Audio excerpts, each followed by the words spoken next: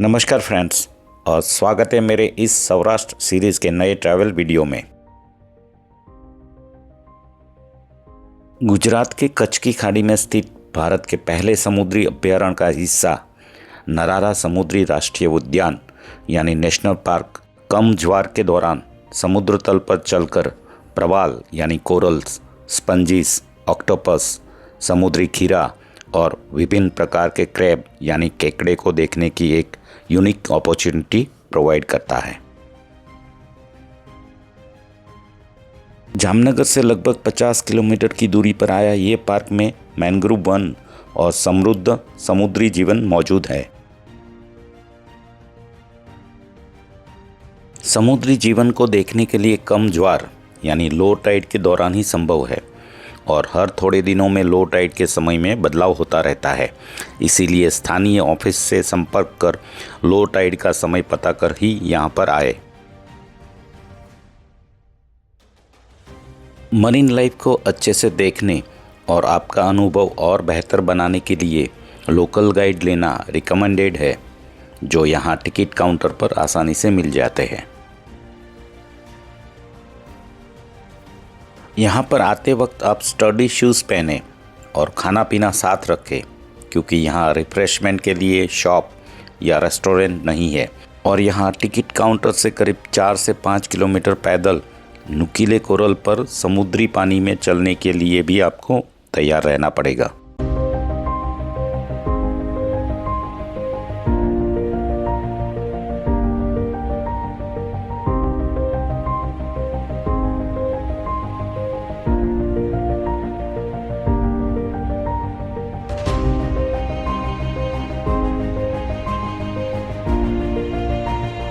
इस marine national park में आपको ऑक्टोपस, सी एनीमोन, सी स्लग, स्टारफिश, पफरफिश और अलग अलग प्रकार के क्रैब दिखाई देंगे।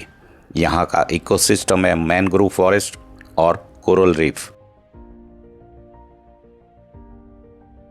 हम अगर ब्रॉडर पर्सपेक्टिव में बात करें तो कच्छ की खाड़ी में भारत का पहला मरीन नेशनल पार्क 1980 से 1982 के बीच में स्थापित किया गया था, जो जामनगर जिले के उत्तरी तट और कच्छ के दक्षिणी तट पर स्थित 42 ट्रॉपिकल द्वीपों का द्वीप समूह है।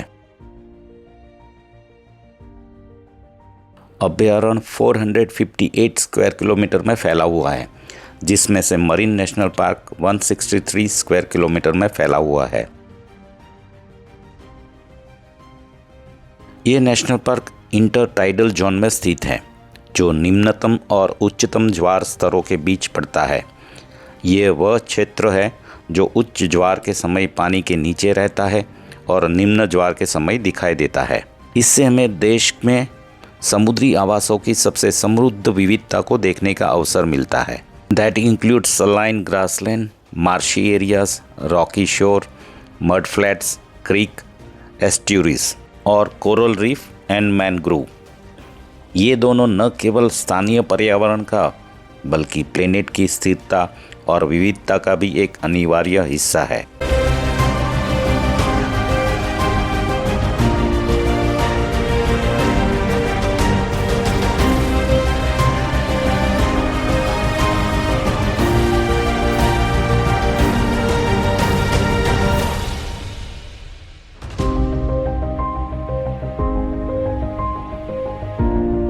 पिरोटन, नरारा, आज़ाद और पोशितारा में कुछ बेहतरीन कोरल रीफ फ्रिंज से घिरे द्वीप पाए जाते हैं। यहाँ पर 52 कोरल स्पेसीज है, जिसमें से 42 कठोर और 10 कोमल है। कोरल लाखों रंग बिरंगे छोटे जीवों से बना होता है, जिसे पॉलिप्स कहा जाता है, जो आल्गी और अन्य पौधों द्वारा आपस में बंधे होते हैं और कई आकर्षक आकृतियों और संरचनाओं में पाए जाते हैं। पॉलिप्स कार्बन डाइऑक्साइड छोड़ते हैं, जबकि उन्हें बांधने वाले पौधे ऑक्सीजन छोड़ते हैं। चट्टान जैसी ये संरचनाएं विभिन्न छोटे समुद्री जीवों को बड़े शिकारियों से छिपने के लिए आश्रय और सुरक्षित ब्रीडिंग ग्राउंड प्रदान करती है।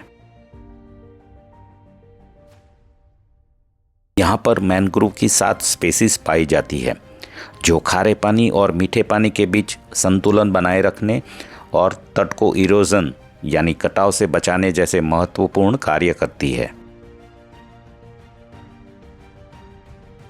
मैंग्रोव पेंटेड स्टॉक, डार्टर और ब्लैक नेक आइबिस जैसी संकटग्रस्त पक्षी प्रजातियों की ब्रीडिंग ग्राउंड है।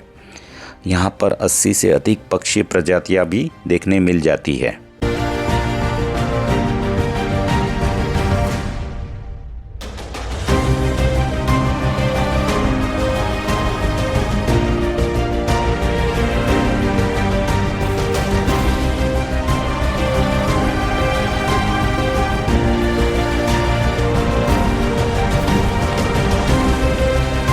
यहाँ आपके पैरों के नीचे समुद्र जीवन की एक अद्भुत दुनिया है।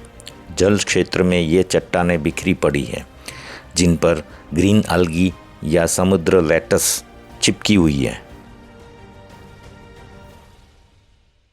यहाँ पर पाए जाने वाले सबसे मज़ेदार मरीन लाइफ में पफर फिश है जो अपने बचाव में फूल जाती है और फंस जाने पर बचने के लिए अचानक सिकुड़ जाती है।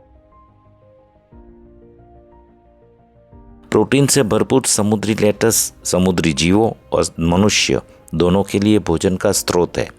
कुछ चट्टानें लेटस की तरह सेलोफेन में लिपटी हुई प्रतीत होती है।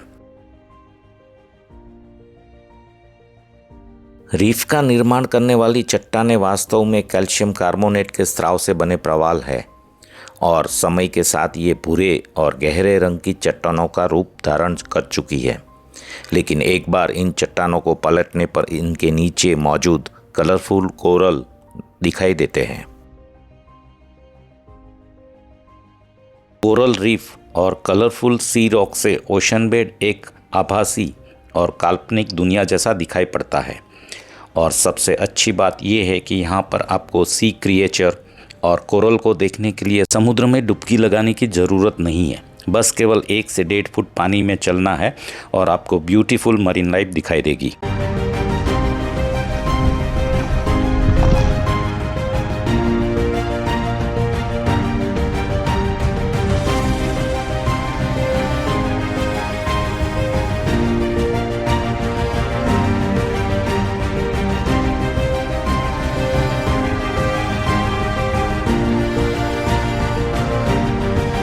पिछले दशक में यहाँ पर कोरल रीफ 25% कम हो गया है ड्यू टू वेरियस रीज़न, लेकिन अभी भी इसकी रिच मरीन लाइफ एक्सपीरियंस करना एक मेमोरेबल अनुभव है।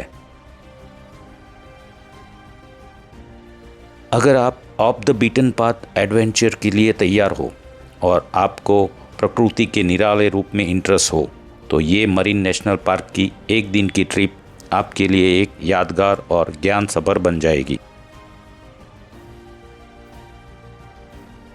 मरीन नेशनल पार्क हो या कोई भी जंगल सफारी हो, हमेशा एनवायरमेंटल एथिक्स का एक मोटो ध्यान में रखें। Take nothing but pictures, leave nothing but footprints.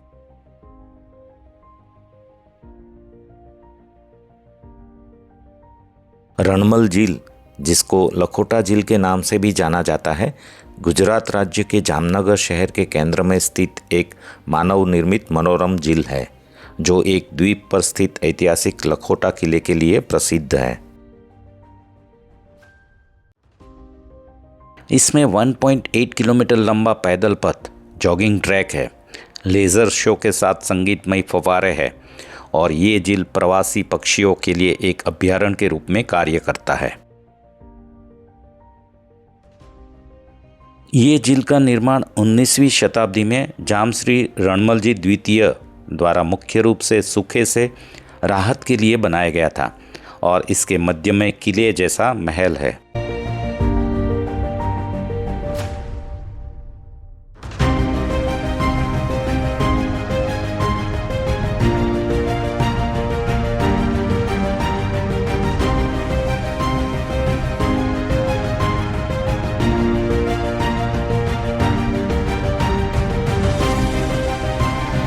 Lake की पेरीमीटर एरिया को सिंथेटिक जॉगिंग ट्रैक, खाने पीने के स्टॉल और लैंडस्केप से विकसित किया गया है। ये झील पक्षी प्रेमियों के लिए एक लोकप्रिय स्थान है जहां कई प्रवासी पक्षी देखे जाते हैं, खासकर सर्दियों के दौरान। ये गोलाकार झील 5 लाख स्क्वायर मीटर में फैली हुई है और बीच में बनाया गया किलेनुमा महल तक पहुंचने के लिए 2 तरफ से एक्सेस ब्रिज या पाथवे बनाया गया है। ये किलेनुमा महल में एक संग्रहालय है जिसमें मध्ययुगीन काल की कलाकृतियों का संग्रह है, जिनमें मिट्टी के बर्तन और 9वीं से 18वीं शताब्दी तक की मूर्तियां शामिल हैं। लखोटा पैलेस राजपूत शैली की वास्तुकला और ईरानी डिज़ाइन का प्रभाव इसे विशेष बनाता है और कहा जाता है कि इसके निर्माण में 1 लाख कोरी, जो उस समय की चलन मुद्रा थी, का खर्च हुआ था। इसीलिए इसका नाम लखोटा महल पड़ा। जामनगर शहर का निर्माण सन 1540 में गुजरात के सबसे प्रभावशाली शाही राजवंशों में से एक के वंशज जामरावल द्वारा कराया गया था। लखोटा महल का निर्माण भी इसी राजवंश द्वारा 1839 से 1845 के बीच में नवानगर के महाराजा द्वारा शाही शस्त्रागार को रखने के लिए किया गया था, जो युद्ध के समय काम आ सकता था।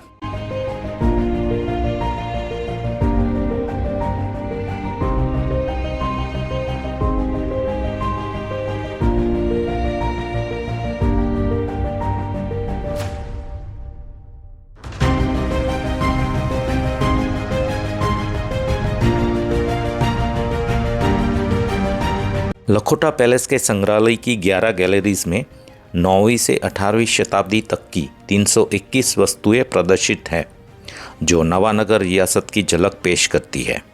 संग्रह में पत्थर और कांसे की मूर्तियां, लघुचित्र, सिक्के, वस्त्र, प्राकृतिक इतिहास के नमूने और शाही शस्त्रागार शामिल है।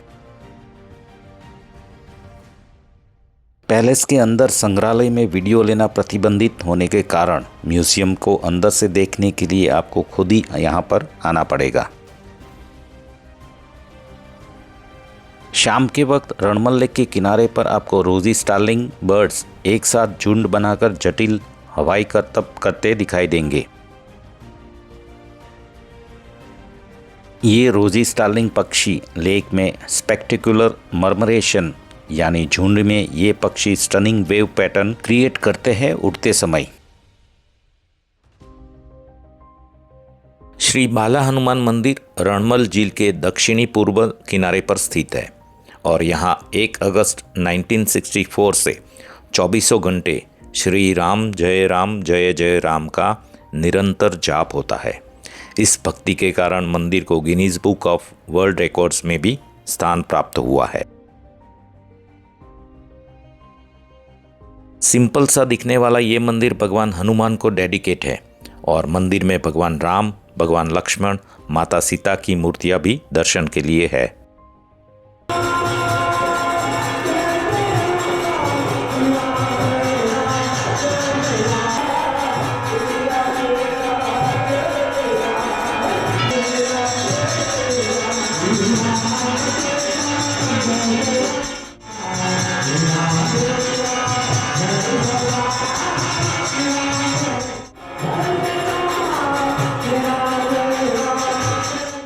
बहुत जल्द ही मिलते हैं एक नए ट्रैवल वीडियो के साथ।